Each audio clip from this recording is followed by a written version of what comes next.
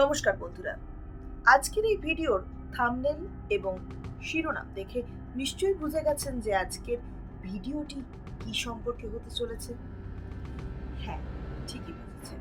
আজকের এই ভিডিওতে আমি আলোচনা করব মাত্র 15 বছর বয়সী একজন হ্যাকারকে নিয়ে। আজকে আমি যে 15 বছর বয়সী একজন নাসা হ্যাকারের সম্বন্ধে বলবো, তার জীবনী একজন হলিউড সিনেমার নায়কের চাইতে কোনো অংশে কম নয়। আপনারা হয়তোবা ইতিমধ্যে Facebook hacking, bank hacking, email account hacking এর মতন ঘটনা শুনেছেন। আমি যদি বলি হ্যাকিং এর হাত থেকে পৃথিবীর সবচাইতে সিকিউর এজেন্সি নাসাও ছাড় পায়নি, বিশ্বাস করবে? হবে বিশ্বাস এই ঘটনাটা? আগে সিকিউরিটি সবচাইতে বড় এক্সপার্টরা নাসার সিকিউরিটি সিস্টেমকে দেখাশোনা করে এবং সঠিকভাবে পরিচালনাও করে। কিন্তু 1999 সালে নাসার সঙ্গে এমনই একটি ঘটনা ঘটে যায়, যাতে করে নাসার সকল কার্যক্রমকে 3 সপ্তাহ অর্থাৎ 21 দিনের জন্য পুরোপুরি বন্ধ করে রাখতে হয়েছিল। এটি সত্যি অবাক করার মতো বিষয় যে নাসার মতন এত বড় একটা প্রতিষ্ঠান কেনই বা এতদিন ধরে তাদের সমস্ত কার্যক্রম বন্ধ রাখলো। আপনি যদি এটাতে অবাক না হন, তবে আপনাকে আরো একটা কথা বলি। এসব ঘটনার পিছনে রয়েছে মাত্র 15 বছর বয়সী জোনাথন জেমস এর হাত। আপনারা তবে কি জানতে চান যে কিভাবে এবং কেন 15 বছর বয়সী এই হ্যাকার জোনাথন জেমস ছেলেটি নাসার সিস্টেমকে হ্যাক করেছিল?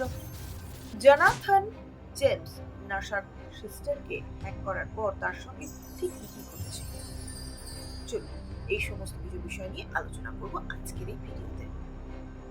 এই জন্য অবশ্যই আপনাকে আমাদের এই ভিডিওটি সম্পূর্ণ মনোযোগ সহকারে দেখতে হবে, যেখানে আপনি বিস্তারিতভাবে জানতে পারবেন 15 বছর বয়সী এই হ্যাকার অর্থাৎ জোনাথন জেমসের জীবনের গল্প কাহিনী এবং তার শেষ পরিণতি সম্পর্কে।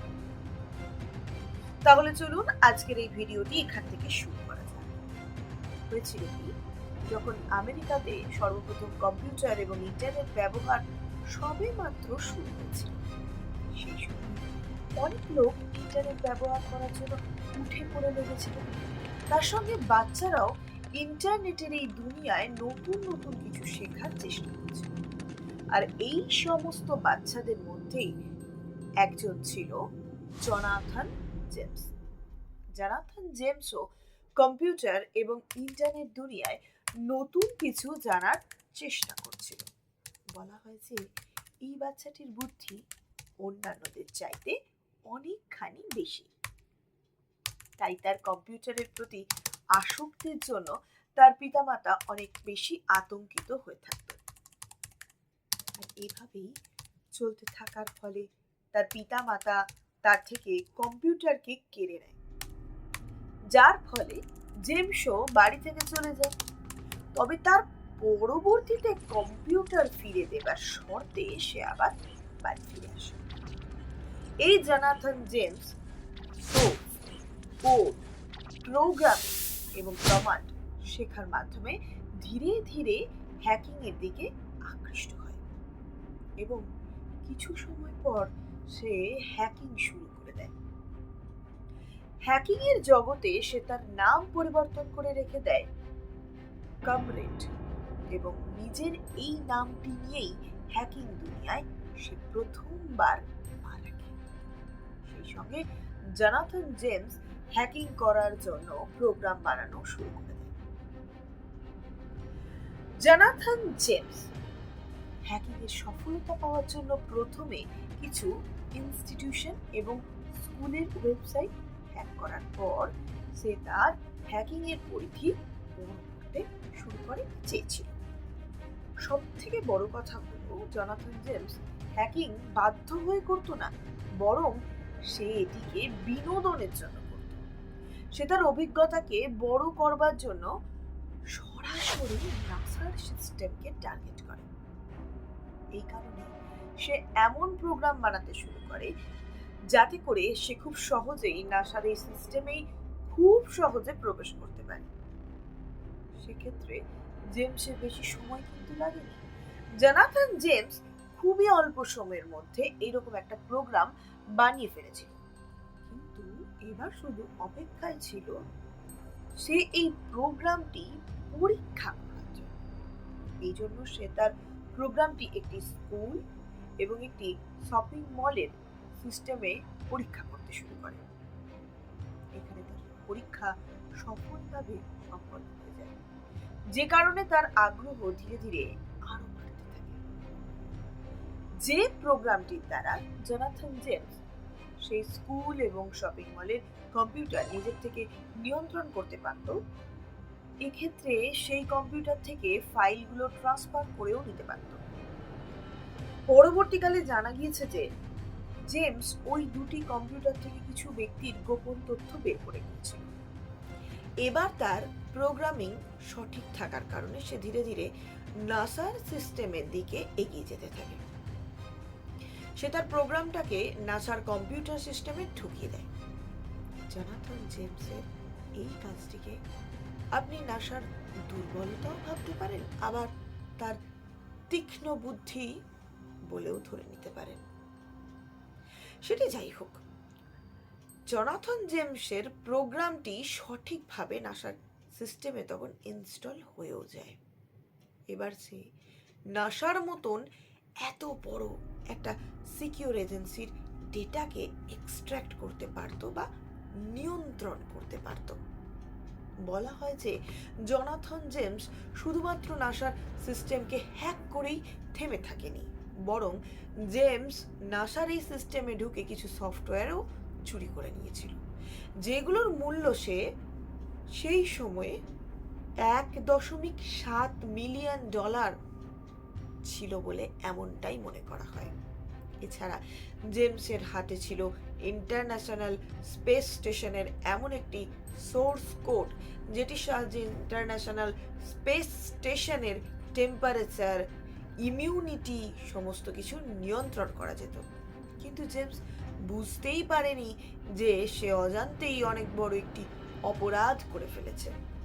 অবাক করা বিষয় এটাই যে প্রথম দিকে নাসারা এটা বুঝতেই পারেনি যে তাদের সিস্টেমটি কেউ একজন হ্যাক করে বসে আছে।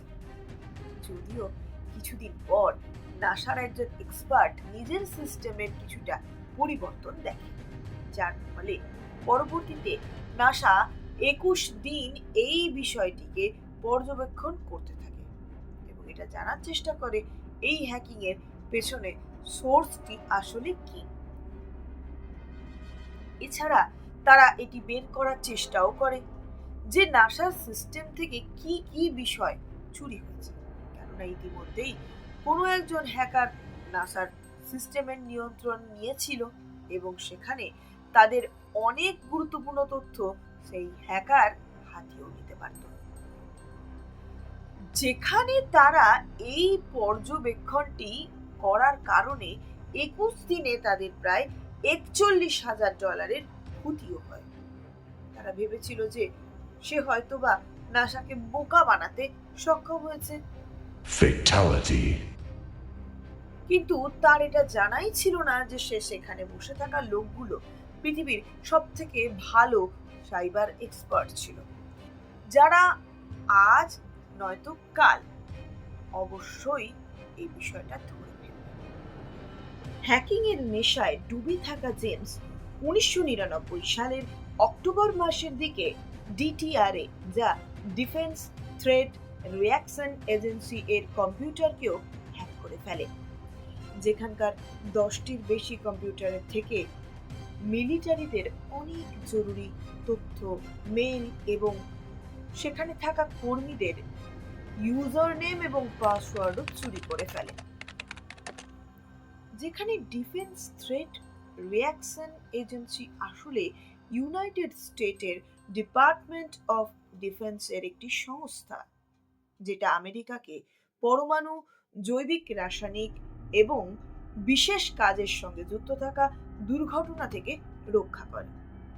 এখন আমেরিকার এমন একটি প্রতিষ্ঠানের কম্পিউটার হ্যাক হবার পর তারা তো এবার একটু নড়ে চড়ে বসলো। এমন একটি প্রতিষ্ঠান যার কম্পিউটার হ্যাক হবার পর তারা মনে করে এটি হয়তো বা কোনো বড় সড়ো হ্যাকার গ্রুপের কাজ। আর এই জন্যই তারা এই হ্যাকারকে বা এই হ্যাকার দলকে ধরার জন্য আমেরিকার বিশেষ ডিফেন্স সিস্টেম এবং গোপন এজেন্সিগুলো কাজ করতে শুরু করে দেয়। সবার কাছে এই ভয় ছিল যে এরা যদি নাসার কাছে পৌঁছতে পারে তবে আরো অনেক বড় ক্ষতি করতে পারে। এইভাবে করে তদন্ত চলার পর গোপন এজেন্সিগুলি 7 দিন পর জনাথন জেমসের তৈরি এই প্রোগ্রামটি খুঁজে বের করলো। জনাথন জেমসের তৈরি প্রোগ্রামটি কিভাবে কাজ করে এটা জানার পর তারা হ্যাকারকেও খুঁজতে শুরু করে। যেরকমটা আমি আগেই বলেছিলাম যে পৃথিবীর সবচাইতে বেস্ট সাইবার সিকিউরিটি এক্সপার্টরা কাজ করে এবং তাদের থেকে তার কোনোভাবেই বাঁচার কোনো উপায় ছিল না। তাই কিছু সময় পরেই নাসা অপরাধীদের কাজ পর্যন্ত পৌঁছে গেল, যেখানে নাসার কর্মীরা বুঝতেই পেরেছিল জেমস তার বাড়ি থেকেই নাসার এই সিস্টেমে প্রোগ্রামটি ইনস্টল করেছিল। আর এই জন্যই তাকে বাড়ি থেকে গ্রেপ্তার করার জন্য যথাযথ প্রস্তুতি শুরু হয়ে যায়। কিন্তু অপরদিকে জনাথন জেমস জানতই না যে তার সঙ্গে পরবর্তীকালে কি কি হতে চলেছে। একদিন হঠাৎ করে জেমসের বাড়িতে চলে আসে পুলিশ।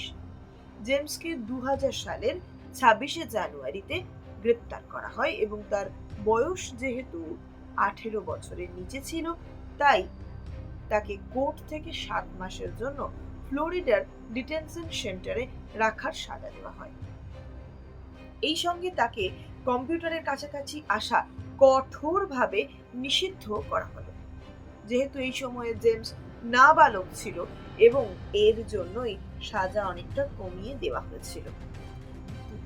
পরবর্তীতে তার শরীরে ড্রাগসের চিহ্ন পাওয়া যায়, যে কারণে জেমসকে পরবর্তীতে আরো 6 মাসের জন্য কারাগারে পাঠানো হয়। অবাক করার বিষয় হলো এই যে 16 বছর বয়সে জেমস প্রথম নাবালক ছিল যাকে সাইবার অপরাধে গ্রেপ্তার করা হয়েছিল, যদিও পরবর্তীতে জেমস এই সমস্ত ধরনের প্রতিষ্ঠানের কাছে ক্ষমা চায় যাদের কম্পিউটারে সে হ্যাকিং করেছিল। এজন্য জেমসকে নাসা এবং প্রতিরক্ষা দপ্তরের কাছে ক্ষমা চেয়ে চিঠিও লিখতে হয়েছিল। তবে জেমসকে মুক্তি দেওয়ার পরও তাকে পরবর্তীতে 18 বছর বয়স পর্যন্ত কড়া নজরদারিতে রাখা হয়, যেখানে জেমসকে কম্পিউটার ব্যবহার করার উপর নিষেধাজ্ঞা দেওয়া হয়। এবারে আপনি ভাবছেন নিশ্চয়ই যে এই গল্পটি হয়তো বা এখানেই শেষ, কিন্তু জেমসের জীবনের গল্পটা এখানে শেষ হয়নি। এই সমস্ত ঘটনার পর জেমসের জীবন পরবর্তীতে অনেক কঠিন হয়ে গিয়েছিল এবং সে ধীরে ধীরে মানসিক ডিপ্রেশনেও ভুগতে শুরু করেছিল। সবাই তার সঙ্গে একজন অপরাধীর মতোই ব্যবহার করত।